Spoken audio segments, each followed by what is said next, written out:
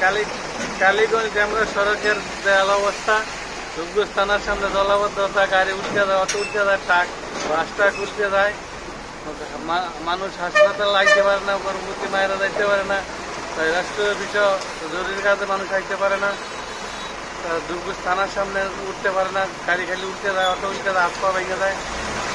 কর্তৃপক্ষের দৃষ্টি আকর্ষণ যদি রাস্তাটা দ্রুত ঠিক করে দেয়, জনসাধারণের অনেক সমস্যা হইতেছে, মানুষ চলাফেরা করতে খুব সমস্যা।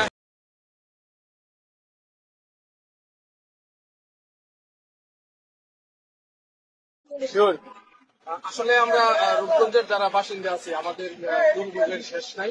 এই যে ডেমরা কালীগঞ্জ সড়কের আপনার রূপগঞ্জ থানা থেকে পূর্বাচল পর্যন্ত যে অংশ, এটা পুরো রাস্তায় বিগত 7 থেকে 8 বছর যাবৎ ভোগান্তি ছিল।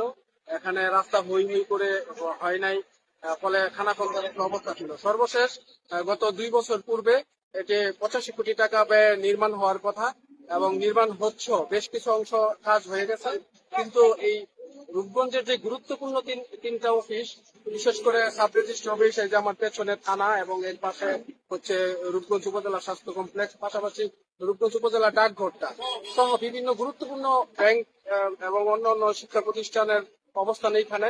অথচ এখান দিয়ে যাতায়াত করে যারা রাজধানীতে যায়, যারা পূর্বাচল হয়ে রাজধানীতে প্রবেশ করে, কালীগঞ্জ অথবা আমাদের রূপগঞ্জের অভ্যন্তরীণ ব্যবসা বাণিজ্যে যারা যুক্ত, তারা বিশেষ করে আমরা নিয়মিত যাতায়াত করি। কিন্তু এমন একটা ভোগান্তির সৃষ্টি হয় যে প্রতিদিন 5 থেকে 7টা অটো এরকম উল্টে যায়, এখানে গাড়ি ফেসে যায়, যানজটের শিকার হয়। কিন্তু এখানে মনে হচ্ছে যে রূপগঞ্জের সচেতন নাগরিকের বড্ড অভাব এবং এখানকার যারা কর্মকর্তা আছে তাদের এখানে দায়িত্ব অবহেলার স্পষ্টতা আমরা দেখতে পাচ্ছি। বিশেষ করে আমার পিছনে যে থানা, এই থানার যে কর্মকর্তা, উনি যদি চাইতেন যে এই রাস্তাটা দ্রুত হওয়া উচিত, উনি এলজিডি বিভাগ, সংশ্লিষ্ট ঠিকাদার, এনডিই এবং এখানকার যে উপজেলা প্রশাসনের সাথে সমন্বয় করে এটা পারতেন যে খুব দ্রুত এই রাস্তাটা চলাচল উপযোগী করা।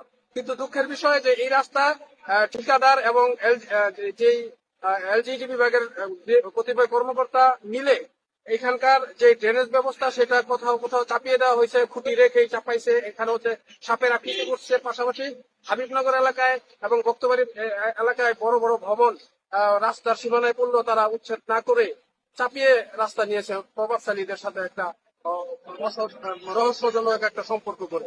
তো আমরা রূপগঞ্জবাসী আসলে সব ক্ষেত্রেই দুর্ভোগের শিকার হচ্ছি।